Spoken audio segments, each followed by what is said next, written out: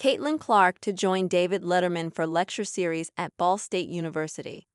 Caitlin Clark has chosen to largely stay away from the hardwood since the end of her first season in the WNBA.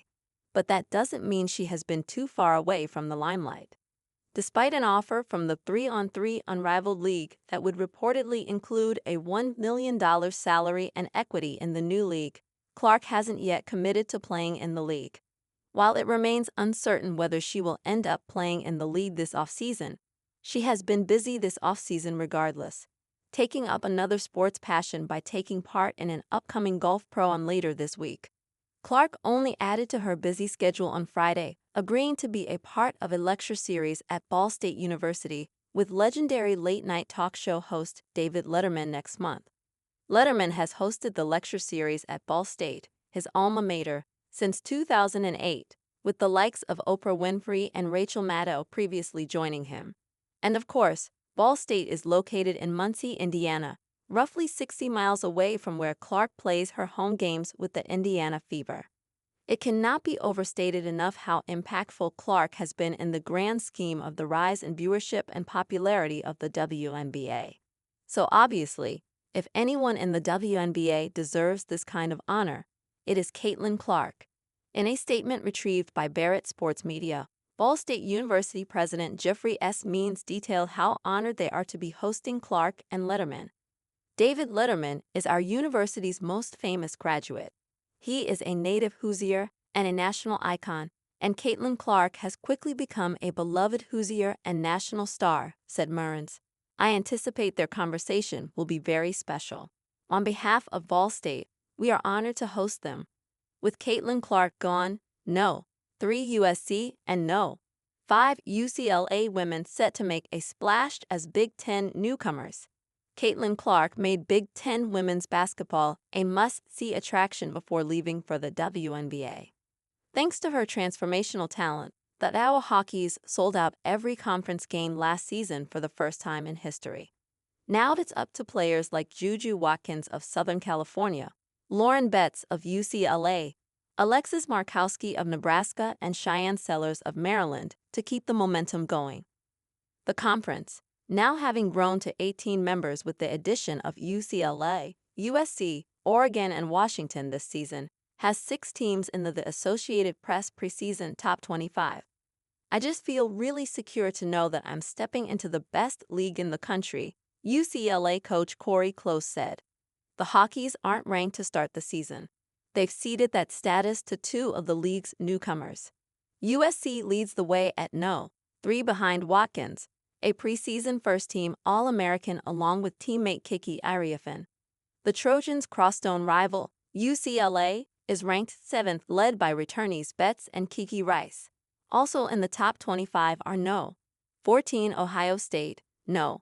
18 Maryland, no. 23 Nebraska and no. 25 Indiana. Iowa will lean on Peyton Sandfort again, but McCaffrey likes his roster's depth and versatility. Our depth and versatility is spectacular, Close said. It's the most talent of any team that I have ever coached, which is really fun. The Big Ten will get an international spotlight when the season begins with the FLAC play doubleheader in Paris on November 4. The Bruins take on No. 17 Louisville and the Trojans face No. 20 Mississippi at Adidas Arena. It's unbelievable to be a part of this sport now. There's this tidal wave, an apex, and it feels like we're only going to grow from here, USC coach Lindsay Gottlieb said. It's been incredible to see the opportunities grow for women, to see the game take on the exposure that we've gotten, and just really grateful to be where we are right now. Fans will want to circle February 2 on their calendars. That's when Watkins, the nation's second leading scorer at 27.1 points last season, and the Trojans travel to Iowa to face the Hawkeyes and Lucy Olson, who averaged 23.3 points. Even without Clark, this game will be a hot ticket on a cold winter's night. I'm really excited to see the Big Ten atmospheres across the country that we're going to get to experience and how our players react and respond to that, Gottlieb said. Other big games include Indiana at Iowa on January 12, Ohio State at UCLA on February 5, and the Buckies at USC 3 days later, and UCLA at USC on February 13. Schedule madness. Schools will play 18 conference games. Each team plays 16 of the other teams once. Traditional rivalries will be preserved, with schools like USC and UCLA playing each other twice. I haven't been a part of a balanced schedule like that for many years, Close said. Then for playing your rival twice, I think it's going to be a really good situation. To ease the travel burden, the West Coast schools will combine 6 games into 3 trips to the Eastern and Central time zones. Teams from those time zones will go west just once to play 2 games over 4 days. The Big Ten tournament will be played in Indianapolis from March 5 to 9, with the top 15 teams qualifying. Transfer portal impact. The Trojans added Ariafin, a preseason first-team All-American from Stanford, and Talia von Oelhoffen from Oregon State.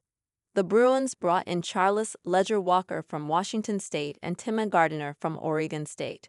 Ohio State lost 2 players to the WNBA draft, but the Buckies reloaded with Oregon transfer Chance Gray, AJ Petty from Kentucky, as well as top recruit Jelani Cambridge.